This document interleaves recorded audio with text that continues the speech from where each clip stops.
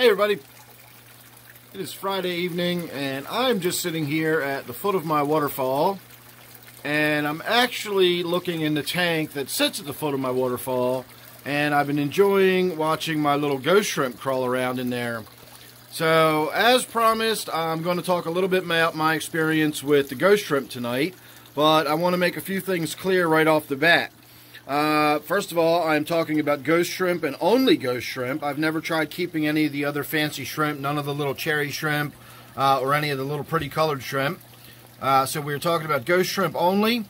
And I also want to make it 100% clear that I am not suggesting anybody else keep shrimp this way, or this is any kind of how-to video. I'm just going to share my experiences with keeping them, and I'll even use the term keeping them very loosely because I gave up on trying to keep them years ago, and it was only once I gave up trying to keep them that I was able to successfully do so.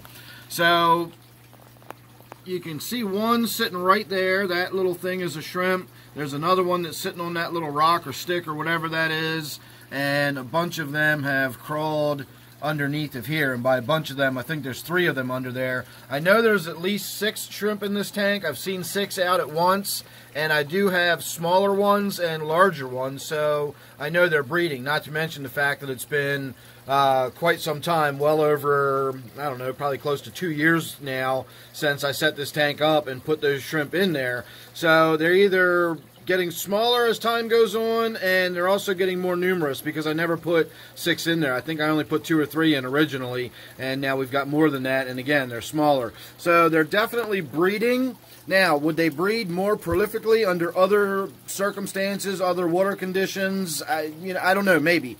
But that's my point, is I'm just going to share my experiences with what I've got, and they are in there and they are still breeding. And I also have them in my snail tank. My snail tank was originally going to be set up for the shrimp, and I was going to breed them for my puffer to eat. And again, it just turned out to be too problematic when I was listening to the advice of everybody that was telling me how to breed the shrimp. And when I finally gave up, I've somehow now managed to keep shrimp alive for years in there. So again, I'm going to flip the camera around here, have a seat in front of the waterfall so I can stop holding the camera for a moment, and we will have a little chat about my experiences with the ghost shrimp. Alright, well, the first thing I was told about keeping shrimp, and this was by a group of people on a Facebook shrimp keeping group, and it was also by some people on my YouTube channel and their YouTube channel. I sort of sought out people that kept shrimp to ask advice and that sort of thing. So I'm going by the whole social media, they, as in they told me, and so on and so forth. So I got this advice from a lot of different people, and the advice always started with keeping the shrimp in pristine water. That was the most important thing ever, was to keep these shrimp in pristine water. And I did a video about this the other day. I was never really clear about what pristine water really meant, but the people that were talking to me were pretty clear about it, and they used the term pristine to be interchangeable with very pure water. And a lot of them recommended RO water. Some people even recommended distilled water to keep these shrimp in. And so, of course, I was trying this, and I was doing water changes all the time, and I was refreshing all, I was just ridiculous with trying to keep these shrimp in absolutely pristine conditions. And I was just never able to keep them alive for very long. And the general consensus was that most shrimp only live about a year, and, it just seemed like so much work just to keep a shrimp alive for a year, and I was never able to keep them alive that long. It was usually a few months, maybe 9 months at the most, and then they die off. And eventually, I just sort of gave up on this idea of keeping these shrimp in this very pure water. I even tried, putting the pellets in there. I was told they need calcium, and of course they need the calcium for their shells. So they make these sort of granules. I think they're called like shrimp stones or shrimp pellets or something like that. And they're like little clay pellets or something, and presumably they're the correct, mineral formula to help the shrimps, get the proper mineral consumption in their diet. And again, even with those in the tank, it is very pure, RO water I was using, very, maybe under 20 parts per million dissolved solids. Always kept the nitrates really low because, again, nitrates were, you don't want to get the shrimp anywhere near nitrates because that'll kill them too. Nitrates kill everything apparently.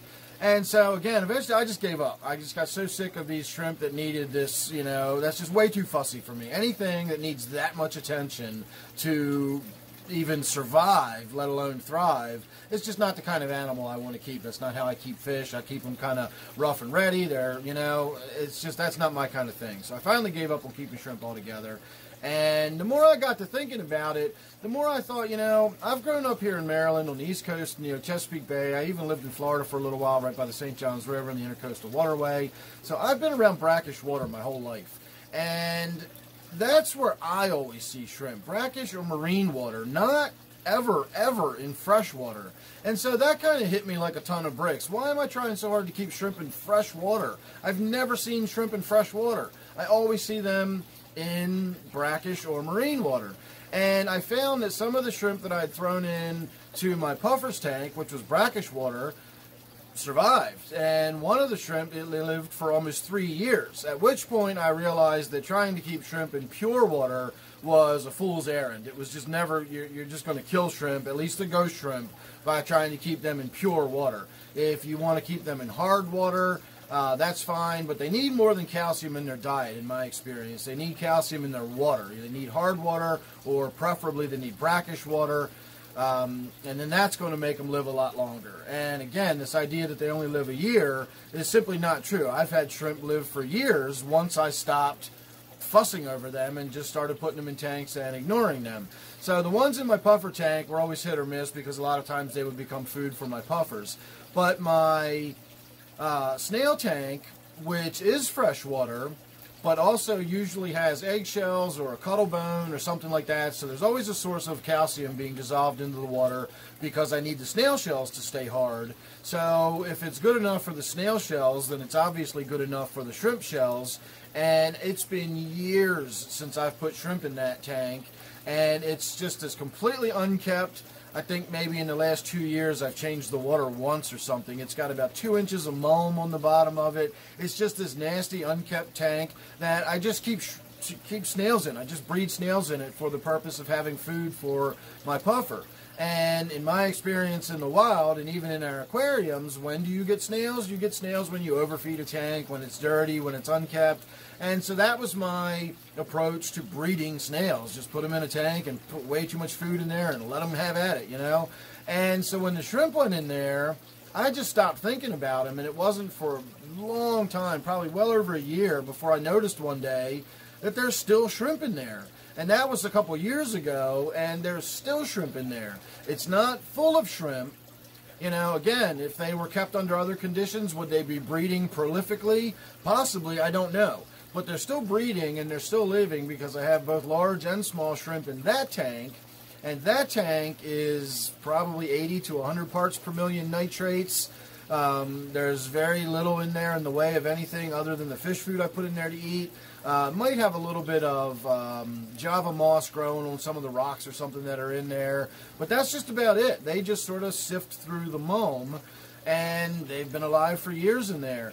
And the more I think about that, that's more in line with my experience with shrimp in the wild. Shrimp, to me, are like the crayfish or crabs. They're like little armored tanks. They go anywhere, they eat anything, they can live in all kind of different conditions. So every time I always think back to the idea when I first started keeping fish, that the shrimp should be kept in this almost pure water. I can't believe it just didn't click for me sooner to just stop listening to what everybody else was telling me and just to think about it for a minute. And as soon as I did that, I realized that shrimp don't need the pure water. They definitely need to have, you know, dissolved solids in their water to some degree, and they definitely need calcium and magnesium in their water. They also need it in their diet. But the idea of how clean they need their water, and again, by clean, I'm not really sure how we define clean, because I've got 60, 80, maybe 100 parts per million nitrates in my snail tank, and they live literally in the mulm on the bottom of the tank. It's got virtually no filtration. It's just got this little tiny water flow that cycles through, and there's enough biological filtration in there that there's no ammonia or anything. But that's the extent of it. It's just that there's no ammonia and there's no nitrite. It's just nitrate-full mulm water, and yet I got shrimp in there that are breeding. So again, I don't know how you define clean, but they're in there, they're living for years at a time, they're breeding, and in this tank that we were just looking at, while I don't do water changes on that tank very often either, I do have a deep sand bed, and the water cycles through it really slowly, and I sort of inadvertently set up a tank that's got, we'll call it a full nitrogen cycle, at least in the fish keeping hobby we'll call it a full nitrogen cycle, and the water gets denitrified, so that's actually got very low nitrates in it. But again, there's just a bunch of mulm in the bottom of the tank. I don't do anything special for them. I don't feed them any kind of special food. And that tank doesn't even have any kind of special water in it, other than when I first set it up, I had brackish water in it.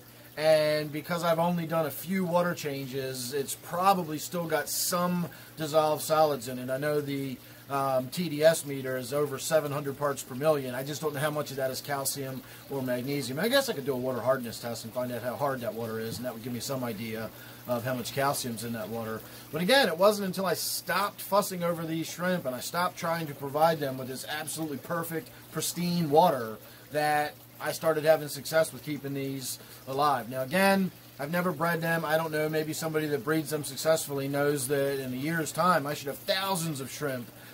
That's possible. I don't know. I'm just saying, in my experience, I've done what I've done, and I've still got a few shrimp. They're at least breeding to the point where I've got more shrimp in there than I put in there, you know, over a year ago or almost 2 years ago or however long it's been now.